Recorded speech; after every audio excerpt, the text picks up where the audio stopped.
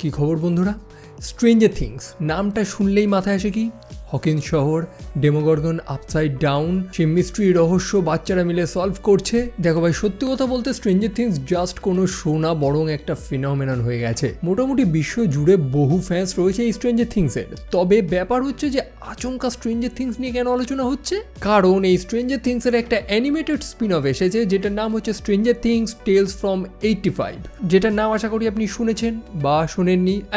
অনেক stranger things fans রয়েছে যারা এখনও পর্যন্ত এই গল্পটার ব্যাপারে কিছুই জানে না বা এটাকে দেখেনি। তবে চিন্তা নেই, আমি আছি কি করতে। সত্যি বলতে এই অ্যানিমেটেড সিরিজটা একদম ক্রেজি ছিল।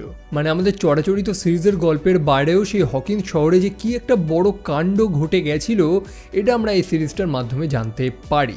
তবে একটাই প্রশ্ন আসে যে সেই যে সিরিজে যে গল্পগুলো দেখলাম এবং এই যে স্পিন অফের স্টোরি, এ দুটো কি আলাদা?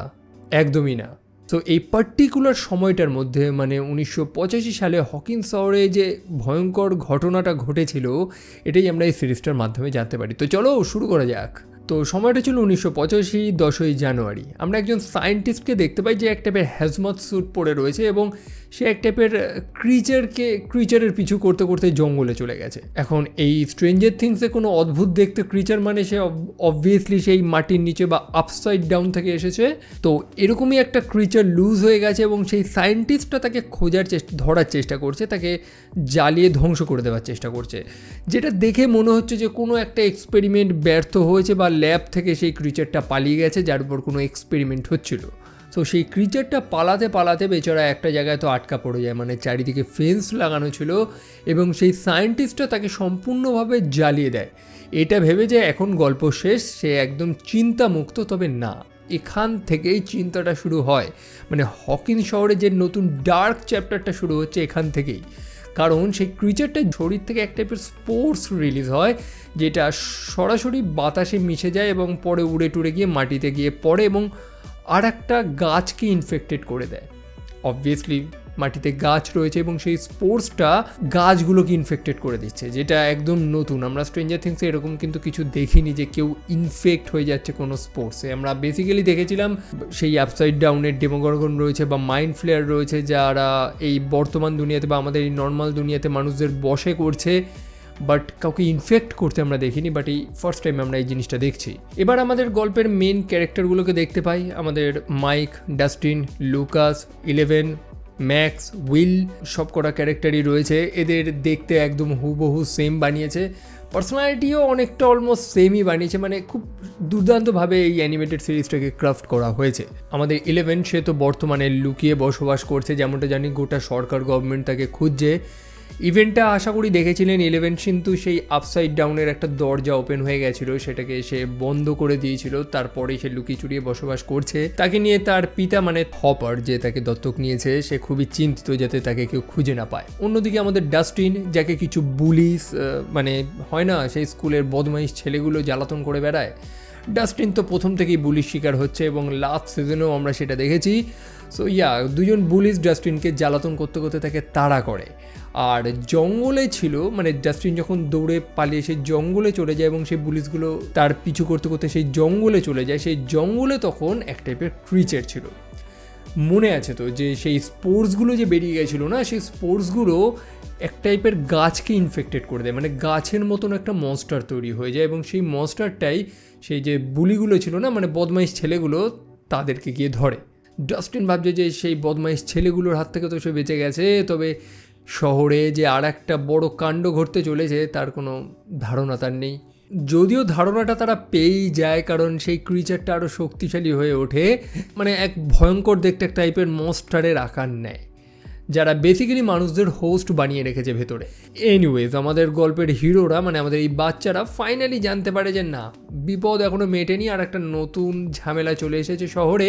তো সেই ঝামেলাটাকে আবার মেটাতে হবে এবং তারা পুলিশদের ইনভলভ করতে চায় না। তারা চায় যে নিজেরাই সেই ঝামেলাটাকে মেটাবে।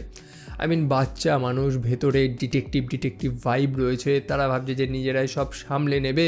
তবে বিষয়টা অনেক সিরিয়াস হয়ে পড়ে।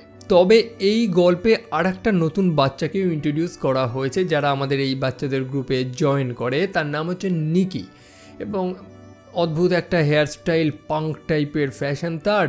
আর নেটফ্লিক্সের যেমন অভ্যাস তো আপনারা জানেন যে কোনো সিনেমা সিরিজের মধ্যে একটু রামধনুর ছোঁয়া তো তারা দিয়ে দেবে, তো এই মেয়েটাকে দিয়েই তারা সেই কাজটা করেছে। তো নিকির গায়ে খুবই জোর, তো সেই বদমাইশ ছেলেগুলো যখন আমাদের ভালো ছেলেগুলোর পিছনে লাগে তখন নিকি রুখে দাঁড়ায়, যার কারণে প্রত্যেকে নিকির ফ্যান হয়ে যায়। সো বাই দ্য ওয়ে, এই নতুন বাচ্চাটা নিকি, সে প্রথমেই আমাদের এই বাচ্চাদের গ্রুপে জয়েন করে না। বাচ্চাদের গ্রুপ বলতে এখন এইটার নাম হচ্ছে হকিন্স ইনভেস্টিগেশন ক্লাব। ডাস্টিন এই নামটা দিয়েছে কারণ তারা একটা ক্লাব গ্রুপ বানিয়েছে যারা মিলে এই যে মনস্টারটা বাইরে ঘুরে বেড়াচ্ছে লতা পাতার মতন দেখতে, এটাকে খুঁজে বার করবে। তো নিকি পরে এই তাদের ক্লাবে জয়েন করে। কখন জয়েন করে? যখন নিকির উপরে কিছু ক্রিচার হামলা করে, মানে আমাদের বাচ্চাগুলো, মানে এই ইনভেস্টিগেশন ক্লাবের মেম্বাররা সেই ক্রিচারটাকে ধরার জন্য ডাস্টিনকে টোপ বানিয়েছিল, বেইট বানিয়েছিল, এবং সেই ক্রিচারটা ডাস্টিনকে না ধরে সে নিকিকে ধরতে যায়। তো তারা নিকিকে গিয়ে বাঁচায় এবং নিকিও পরে সেই লড়াইয়ে অংশ নেয়। সো আর কি, আমাদের বাচ্চাদের হিরো গ্রুপ তারা একত্রে সেই ক্রিচারগুলোকে হারানোর চেষ্টা করছে।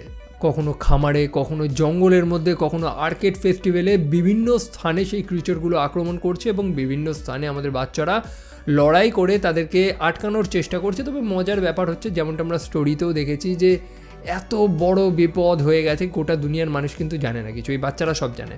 মানে এ বাচ্চারা বেসিক্যালি কিন্তু গোটা দুনিয়াকে বাঁচাচ্ছে।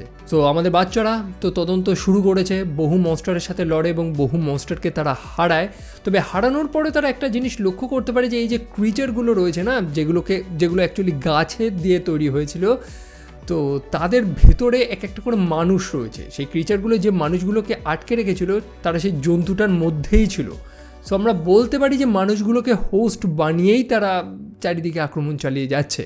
তো আমাদের গল্পের হিরোরা একটার পর একটা ক্রিচারকে হারাচ্ছে এবং একটার পর একটা মানুষকে বাঁচাচ্ছে সেই ক্রিচারটার ভেতর থেকে। এবং অবশেষে আমাদের বাচ্চা গ্রুপ রিয়েলাইজ করে যে এই ছোটো ছোটো ক্রিচার্সগুলো এরা জাস্ট এরা জাস্ট ছোটোখাটো সৈন্য, বরং এরা কারোর একটা আদেশ পালন করছে। এবং তারা রিয়েলাইজ করে যে সম্ভবত এই শহরে বা এই টাউনের কোথাও একটা কোনো কুইন রয়েছে, যে রানী, মানে মাছিদের যেমন হয় না, সো তারা এরকমই ভাবছে যে কোনো একটা কুইন রয়েছে যে তার পেয়াদাগুলোকে পাঠাচ্ছে। অ্যান্ড বাই দ্য ওয়ে, এই ক্রিচারগুলো কিন্তু সম্পূর্ণভাবে ধ্বংস হয়ে যাচ্ছে না বা মরে যাচ্ছে না। তারা নষ্ট হয়ে যাওয়ার পর তাদের শরীর থেকে একটা স্পোর্টস রিলিজ হচ্ছে, গল্পের শুরুতে আমরা যেমনটা দেখেছিলাম। সেই স্পোর্টসটা গিয়ে আবার মাটিতে মিশে অন্যান্য আর একটা গাছের, মানে ক্রিচারের মতন দেখতে একটা গাছের বা ক্রিচারের জন্ম দিচ্ছে। তবে প্রথমে তাদের এই আইডিয়াটা ছিল না এই ক্রিচারের ব্যাপারে।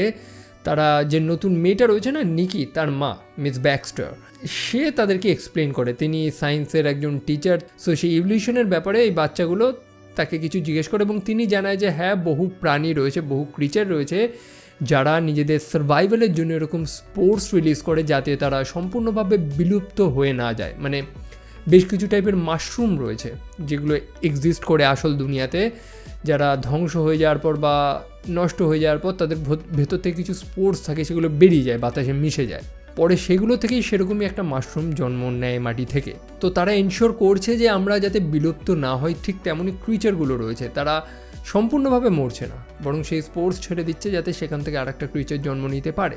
তবে অন্যদিকে ডাস্টিনের মাথায় চলছিল অন্য প্ল্যান। ডাস্টিন সেই ভিকটিমগুলোকে, অর্থাৎ সেই ক্রিচারগুলো যাকে যাকে হোস্ট বানিয়েছিল, তাদের সাথে কথা বলা শুরু করে এবং তাদের থেকে কমন একটা জিনিস জানতে পারে যে তারা প্রত্যেকেই এক টাইপের আলো লক্ষ্য করতে পেরেছে। এটা মানে এক টাইপের ক্রসের মতন কিছু একটা জিনিস এবং এক টাইপের লাল আলো জ্বলছে। এবার সেই এক্স্যাক্ট আলোটা কোথায় জ্বলছে, কেমন লোকেশন, সেটা তারা বলতে পারেনি, কারণ এক টাইপের তারা ট্রান্স স্টেটে ছিল যখন সেই ক্রিচারগুলো তাদেরকে কন্ট্রোল করে রেখেছিল। তবে তারা এরকম কিছু একটা দেখেছে এবং ডাস্টিন ওইটাই জানার চেষ্টা করেছে যে কী সেটা। এখন প্রশ্ন হচ্ছে যে এই ক্রিচারগুলো যখন নিজেরাই বাঁচতে পারে, তো ওই মানুষগুলোকে কেন হোস্ট বানাচ্ছে? সেটার উত্তর আমরা স্ট্রেঞ্জার থিংসেই পেয়ে গেছিলাম, যে কেন মানুষদের হোস্ট বানানো হয়। মানুষদের যে গ্রিড থাকে, ভেতরের ভয় থাকে, সব কিছু একটা শক্তির মতনই ইউজ হয় আপসাইড ডাউন। এবং আমাদের দুনিয়ার মানে এনার্জির কনসেপ্টটা কমপ্লিটলি আলাদা। আমরা ভেকনাকে তো দেখেছিলাম, সে বহু বাচ্চাকে কিডন্যাপ করে তার হোস্ট বানিয়েছিল। সেই টাইপের মানুষগুলোকে সে কিডন্যাপ করেছিল যাদের ভেতরে বেদনা, কষ্ট বা কিছু একটা রয়েছে, যে নেগেটিভ এনার্জিগুলোকে ইউজ করে সে আরও শক্তিশালী হবে এবং পৃথিবীর উপরে রাজ করবে। সো যাই হোক, স্ট্রেঞ্জার থিংস নিয়ে আলোচনা করতে গেলে অনেক বড় ভিডিও হয়ে যাবে, সো আমিও আর ওইটা আলোচনা করছি না। তো ডাস্টিন তো বুঝতে পেরেছে যেরকম ক্রস টাইপের একটা জিনিস এবং এক টাইপের লাল আলো কিছু একটা, জিনিস সেই যারা যারা কিডন্যাপ হয়েছিল বা যারা যারা হোস্ট হয়েছিল তারা দেখতে পেয়েছে। আর ডাস্টিন মিস ব্যাক্সটার অর্থাৎ নিকির মায়ের বাড়িতে ঠিক সেরকমই একটা জিনিস লক্ষ্য করতে পেরেছে। ঘরের একটা জানলার একটা ছোট জায়গা থেকে সে সেরকমই দুটো গাছের ডাল দেখতে পায় যেটা ক্রসের মতন হয়ে রয়েছে এবং এক টাইপের আলো রয়েছে, টাওয়ারের একটা লাল আলো যেটা ব্লিঙ্ক করছে বারবার করে। তো সেরকমই একটা জিনিস যেটা সেই বাচ্চাগুলো তাদের স্বপ্নে দেখেছিল বা সেই ট্রান্স লাইক স্টেটের যখন ছিল তখন দেখেছিল, তো সেটার সাথে মিলে যাচ্ছে। আর তখন ডাস্টিন কনক্লুশনে চলে আসে যে সেই যে কুইনের কথা বলা হচ্ছিল যে অ্যাকচুয়ালি সব কিছুকে কন্ট্রোল করে রয়েছে সেটা সম্ভবত নিকির মা। সেই কারণে তারা প্ল্যান করে যে নিকির বাড়িটা ভালো মতো সার্চ করবে যখন তার মা থাকবে না। আর তারা সেটাই করে, লুকিয়ে লুকিয়ে সেখানে সার্চ করতে গিয়ে এক টাইপের বেসমেন্ট খুঁজে পায় যেখানে এক টাইপের সিক্রেট ল্যাব রয়েছে, যেখানে অনেক টাইপের এক্সপেরিমেন্ট হয়েছে। তবে পরে তারা রিয়েলাইজ করে যে অ্যাকচুয়ালি মেন ভিলেন নিকির মা নয়, বরং নিকির মায়ের বয়ফ্রেন্ড একজন সায়েন্টিস্ট যার নাম হচ্ছে ড্যানিয়েল। সেই হারামজাদাই অ্যাকচুয়ালি এই আপসাইড ডাউনের ক্রিচারগুলোর উপরে এক্সপেরিমেন্ট করছিল। আসলে মিস ব্যাক্সটার তার মরে যাওয়া গাছগুলোকে করার জন্য সেই সিরামটা বানিয়েছিল, তবে ড্যানিয়েল সেই ফর্মুলাটাকে চুরি করে সেটাকে সেই আপসাইড ডাউনের যে ভাইন্সগুলো রয়েছে না সেগুলোর উপরে এক্সপেরিমেন্ট করা শুরু করে, মানে সেই সিরামটাকেই আরও আপগ্রেড করে। সেই সিরাম থেকে সেই ভাইন্সটা মিউটেট হয়ে একটা কুইনকে জন্ম দেয়। গল্পের শুরুতে আমরা দেখেছিলাম না যে একজন সায়েন্টিস্ট জ্বালানোর চেষ্টা করছিল এবং একটা ক্রিচার পালাচ্ছিল, তো সেটাই ছিল ড্যানিয়েল। ফার্স্ট অফ অল ড্যানিয়েলের ভালো এক্সপিরিয়েন্স রয়েছে কারণ সে হকিন্স ন্যাশনাল ল্যাবরেটরিতে কাজ করতো এবং যত ঝামেলা কিন্তু এই হকিন্স ন্যাশনাল ল্যাবরেটরি থেকেই শুরু হয়েছিল। তো সে বড় সড়ো একটা কিছু ব্রেক থ্রু করতে চাইছিল, সে এক টাইপের গ্রোথ সিরাম বানানোর চেষ্টা করছিল যেটা মৃতকে জাগিয়ে দেবে বা কি বলবো ধ্বংস হয়ে যায় জিনিসকে আবার নতুন করে তৈরি করে দেবে। সাপোজ একটা গাছ মরে গেছে, তো সেই গ্রোথ সিরাম সামহাও সেটাকে রিজেনারেট করে দিতে পারে বা গাছটাকে নতুন করে বাঁচিয়ে দিতে পারে। তো এরকমই টাইপের একটা কিছু এক্সপেরিমেন্ট করার সে চেষ্টা করছিল এবং সেটা ফেল্ড হয়। অ্যাকচুয়ালি গ্রোথ সিরামটা বেসিক্যালি সেই প্রাণীটাকে আপসাইড ডাউনের যে ক্রিচারটা ছিল সেটাকে জাগিয়ে দেয়, ওটাকে বাঁচিয়ে দেয় এবং সেই ক্রিচারটা সেই গ্রোথ সিরামেরই খোঁজ করছে যেটা তার দরকার নিজের ফুল শক্তিটাকে পাওয়ার জন্য।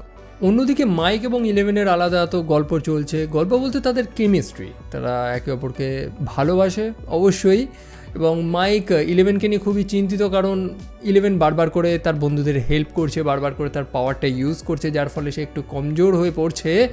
আর যেটা নিয়ে মাইক চিন্তিত, মাইক বলছে যে এবার আর ইলেভেনকে ব্যবহার করা উচিত না। অ্যাকচুয়ালি ব্যাপার হচ্ছে কি, সব বন্ধুরা চায় যে ইলেভেন তাদের সাথে আসুক কারণ ইলেভেনের মতো সুপার পাওয়ার রয়েছে, সে তার পাওয়ার দিয়ে ক্রিচারটাকে হারাতে পারবে, এই আশা নিয়েই তারা ইলেভেনকে বারবার করে তাদের সাথে নিয়ে যাচ্ছে। অন্যদিকে মাইক রেসপন্সিবল ফিল করছে যদি ইলেভেনের কিছু একটা হয়ে যায় তখন কি হবে। তাদের উচিত সবাইকে জানানো, হপারকে জানানো অর্থাৎ ইলেভেনের বর্তমান পিতা। তবে বাকি বাচ্চারা বলছে না, হপারকে জানানোর প্রয়োজন নেই এবং তারা জানায়ও না।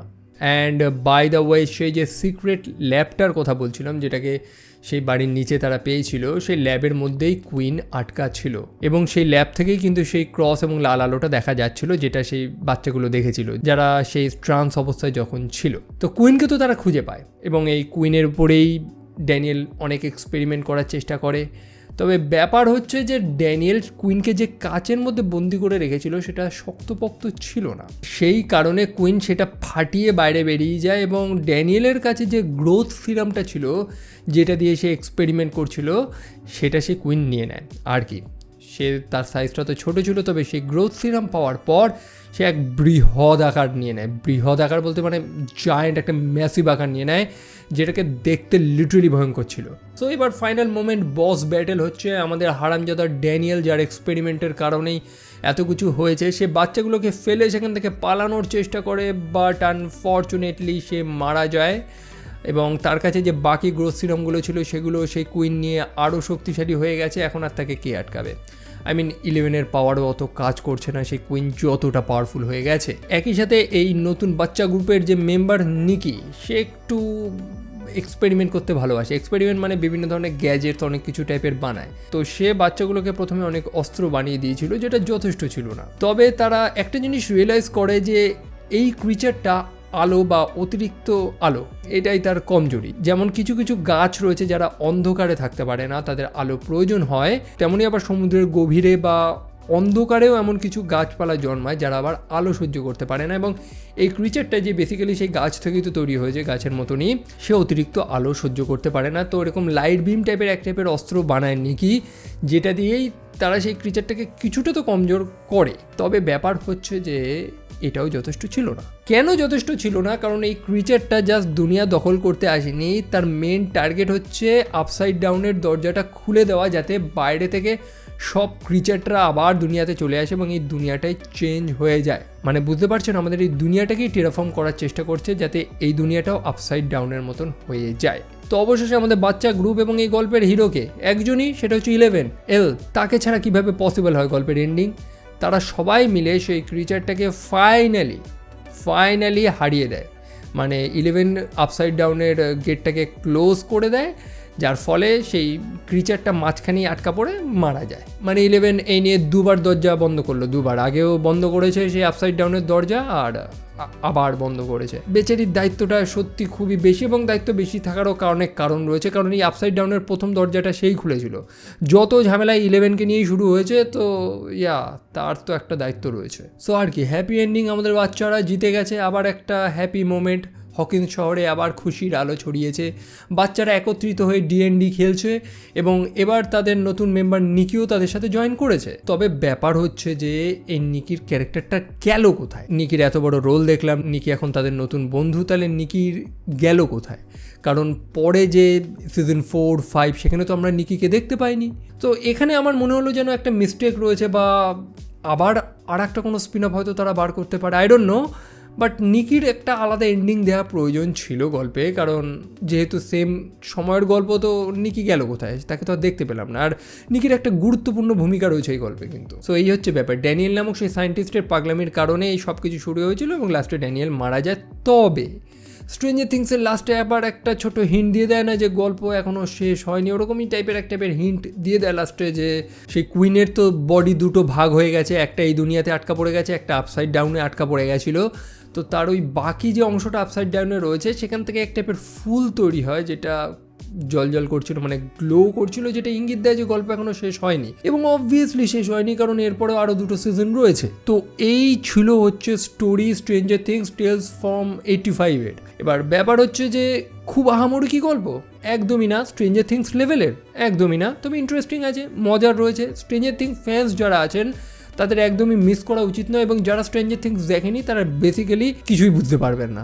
আপনি স্ট্রেঞ্জার থিংসের সাথে কানেক্ট করেছেন, খুবই ভালো কথা। তবে যারা নিউ অডিয়েন্স রয়েছে বা যারা অ্যানিমেটেড কন্টেন্ট দেখতে পছন্দ করে, তাদের বোঝার সাথে কিছু ব্যাক স্টোরি বা কিছু একটা দেওয়ার প্রয়োজন ছিল তাদের। মানে বুঝেই গেছেন যে one and only Stranger Things ফ্যান্সদের জন্যই এটা বানানো হয়েছে, এবং আমাদের তো আগেই মেনশন করে দিয়েছে যে স্ট্রেঞ্জার থিংসের একটা আলাদা সিনেম্যাটিক ইউনিভার্স, মানে একটা ইউনিভার্স ক্রিয়েট হচ্ছে।